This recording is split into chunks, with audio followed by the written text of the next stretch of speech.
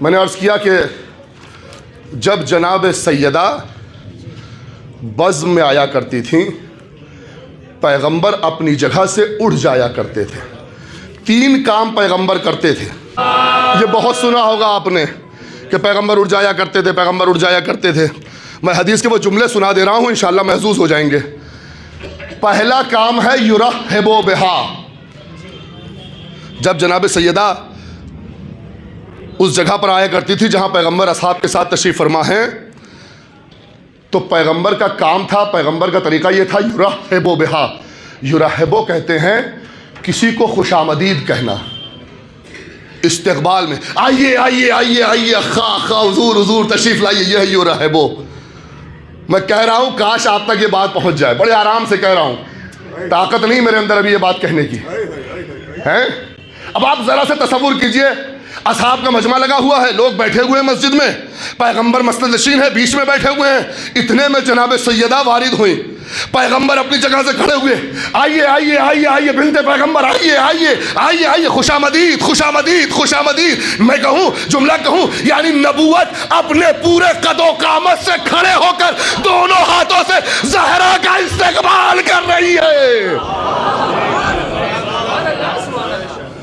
یرحب بہا یعنی پوری قد و قامت کے ساتھ کھڑے ہو جانا، دونوں ہاتھوں کو پھیلا کر استقبال کرنا، خوش آمدید پورے وجود کے ساتھ خوش آمدید کہنا. دوسرا جملہ جو روایت کا ہے وہ ہے قام الیہا. اب اس کو سنیے اور محظوظ ہو جائیے. میں نے کہا بڑے لوگ ہی بڑی بات کر سکتے ہیں. میں نے آج تک یہ سنا تھا کہ پیغمبر کھڑے ہو جاتے ہیں ان کے لیے. میں ڈاکٹر رفیع کو سن رہا تھا، بہت مشہور ذاکر ہیں ایران کے. کہتے ہیں کہ میں نے ایک دن رہبر معظم آیت اللہ خامنئی کے سامنے یہ حدیث پڑھ رہا تھا. ڈاکٹر رفیع کہتے ہیں، بہت مشہور ذاکر ہیں ایران کے. اس وقت اگر آپ ایران میں سب سے اوپر ذاکروں میں اور اہل علم ذاکروں میں کسی کا نام سنیں گے تو وہ ڈاکٹر رفیع ہے. وہ کہتے ہیں کہ میں رہبر معظم کے سامنے فاطمیہ کی مجلس پڑھ رہا تھا. اس مجلس میں نے اس روایت کو پڑھا، وقام الیہا، اور میں نے کہا کہ پیغمبر فاطمہ کے لیے کھڑے ہو جاتے تھے جیسے لوگ اکثر ترجمہ کرتے ہیں. مجلس ختم ہو گئی.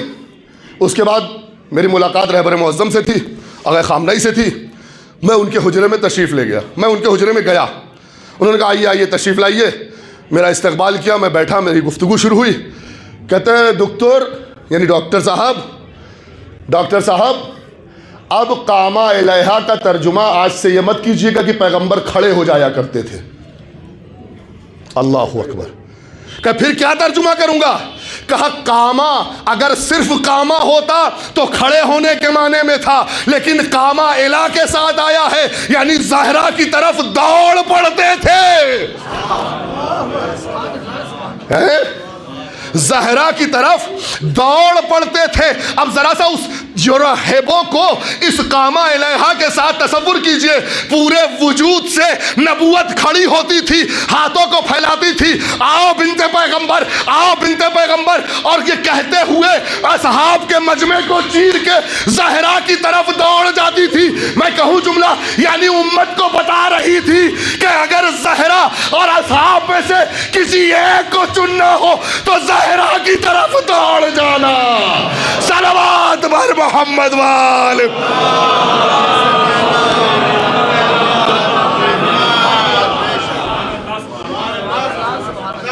صلوات پڑھے مل کے محمد وال.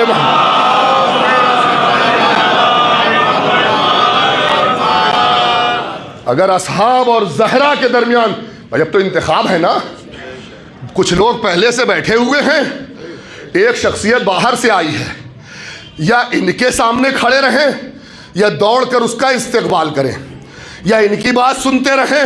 بھئی اصحاب بیٹھے ہیں تو فالتو تو بیٹھے نہیں ہیں. اصحاب بیٹھے ہیں تو فالتو بیٹھے ہیں.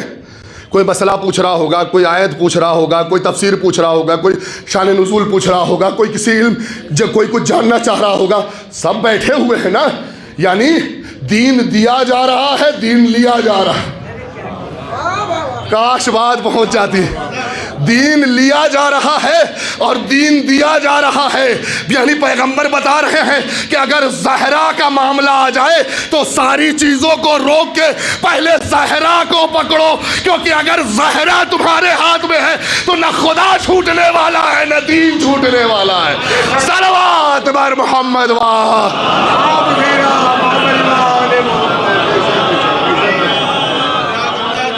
قام الیہا.